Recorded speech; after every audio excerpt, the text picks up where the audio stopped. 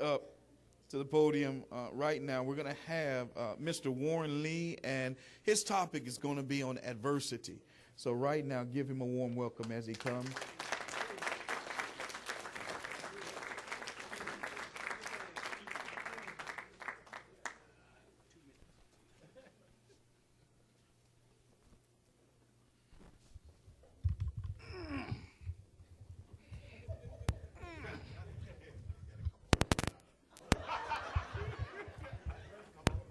My bad. Speaking about adversity, first of all, tonight I want to thank you all for coming out tonight. Give yourself a round of applause. Then I want to thank all of my distinguished colleagues who took time out to come out here. Ms. Darlene Johnson, who hosted the event, Women of Wealth, so on and so on. And if I forgot you, I'm sorry. But wait a minute, they said I get 15 minutes, so I'm going to use 2. Everything that they said is true, so I'm done. Just a joke, just a joke, just a joke. Before I get started, this don't count against my time, Linton. How many women in here watch Atlanta Housewives? No, raise your hand, really. How many women in here watch Atlanta Housewives? And Dr. Hill touched on this for a minute, but I want to elaborate on something. I got 30 seconds to do this, Linton. But how many seen that? Now, I was thumbing through the remote control last week, and I stopped, paused there just for a minute. And I'm going to pause here parenthetically because there's a point that I'm getting to. Phaedra and Sheree went to court last week for child support for her ex-husband. Which, I mean, there's nothing wrong with that because Phaedra is a distinguished lawyer. But what I found to be comical, almost humorous, is that when they went to court, she got beat at her own game. But it was humorous to a point that when they walked out the courtroom and he was walking down the hallway and he said, and then he took off running. So I kind of find that kind of humorous. So I thought that when Dr. Hill, that just brought back memories for me. But now let's get on with it. Thank you. Now she mad at me. She mad at me. There's going to be one that's going to be mad. All right, so let me get serious here because this is a serious moment for me. Let me put the mic down here, and I'm going to get real serious here. I want to talk to you about adversity, something that has plagued the African-American community for over historical times and historical proportions in time. Now, I want to give you 2 definitions of what I've chosen and I've found through research about adversity. The first one, the English definition says a state, a condition, or instance of serious of continued difficulty or adverse fortune. Okay. The Hebrew definition says this. It suggests the word tarsah in Hebrew. Some of the biblical scholars may know what I mean. It means affliction, anguish, distress, tribulation, trouble, adversary. Now, many of us in here go to church on every Sunday, and we're believers. A lot of us are, and a lot of us aren't. But how many in here had some adversity in your life? Raise your hand. Now, for those of you who have not had any adversity, I'm going to have Bishop to come up here and do the benediction for you, and you can leave. Because this for the other folks who've been through some things in their life. And I want to touch on it. I ain't going to preach because I got 13 minutes left. I've been calculating and counting my stuff.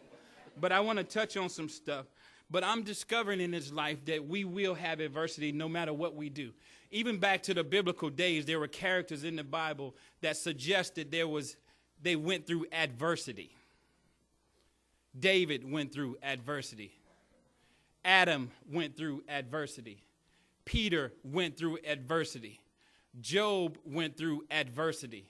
Warren Lee went through adversity.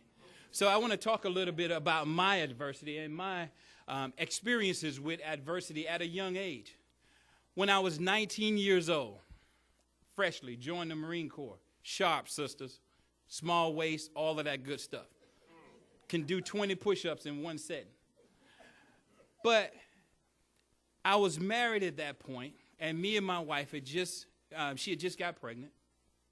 And I was 19 years old, stationed in California, Camp Pendleton, the Marine Corps, if anybody want to say something about the Marine Corps. So I'm a veteran advocate. But also I want to say this, is that I lost my firstborn son. That was my first taste with adversity. How to overcome that adversity, y'all. I'm 19. I did not know how to deal with that. But I had one foundation in which I was born on. I had a mother and a grandmother who believed in Jesus and who preached the word to us on a daily basis. I could pick up the phone and call all the way from California and get the word and how to deal with it. But at 19, I had to deal with that adversity and transfer what they gave me to my wife at that time because she didn't know how to deal with it either. But I say this to say adversity is something, it can be good and it can be bad. Folks, what I thought was bad then, God was thinking that it was good. Because he said no longer could a 19-year-old man take care of a kid who had a diaphragmatic hernia who couldn't live out a healthy life. So he seen fit to remove my son and put him in a better place. But I tell you today, he gave me another son on the same day that that son died. So I tell you the power of God. Adversity is here and it works out every day.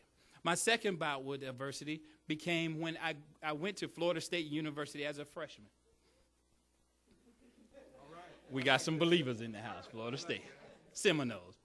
But when I first walked in my first classroom, it was 610 students in the first classroom. And there was only one in there named Warren Lee. That was me. So coming from a small country town, Gainesville, Florida, I had to learn how to shape myself and get into that mold. I call it characterization. I had to get into that big setting of people from all different backgrounds. So no matter what you're going through in life, you need to understand that adversity is here only temporary in your life. And God puts people in your life in a season for a time. And all of the biblical scholars and pastors, they will understand this when I say this, is that in your season, everybody that's with you is not good for you.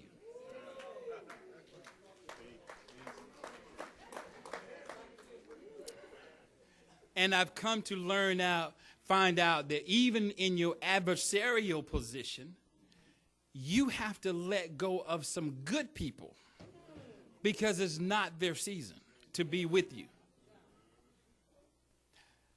I surmise to you as running for mayor, I've had a lot of people that surround me. A lot of them wasn't good. And I knew this. And I figured throughout the end of the race that it wasn't my time yet. But I also realized that when God sees you in this light, he also sees you in another light. Let's look at today in some of the adversarial people who we realize and who we can relate to. Dr. Martin Luther King was one of the greatest people to deal with adversity. Black people, we deal with adversity on great levels. From the times of slavery, we've dealt with adversity. From the time when they were sold on the auction block, it was adversity. From the time that the slave owners made love to our black women, and then that created adversity within the mindset of the black men. Dr. Martin Luther King, he said we will have difficult days ahead. From an adversarial perspective, he's dead and gone, and we're still having difficult days. The Bible once said that we will have trials and tribulations from an adversarial perspective. Herman Cain.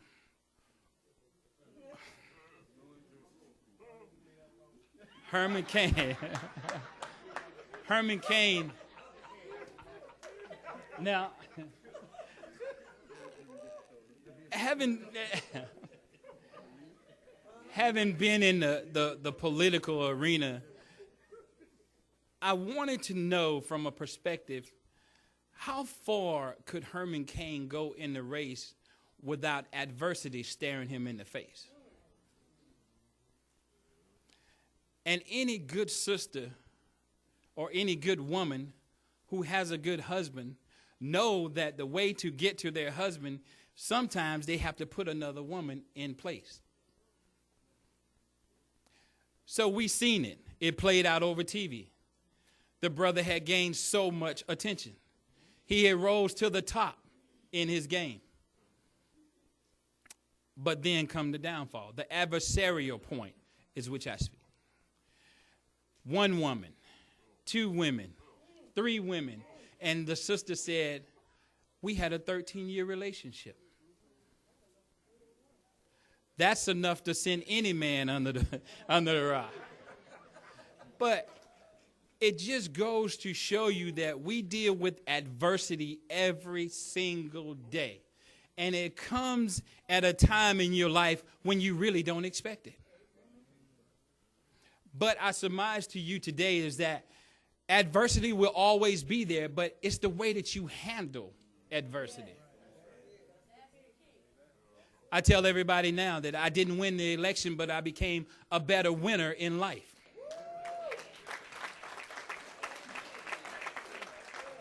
I did.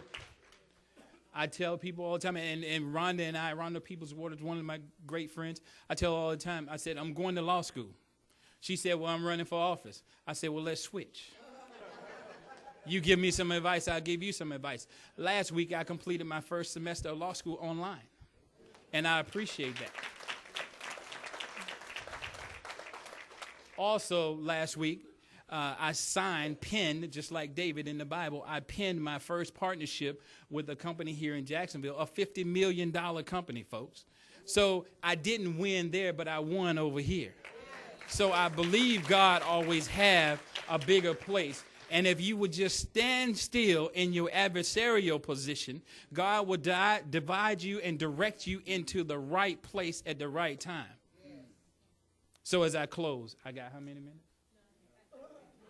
Well, I'm going to use one of his.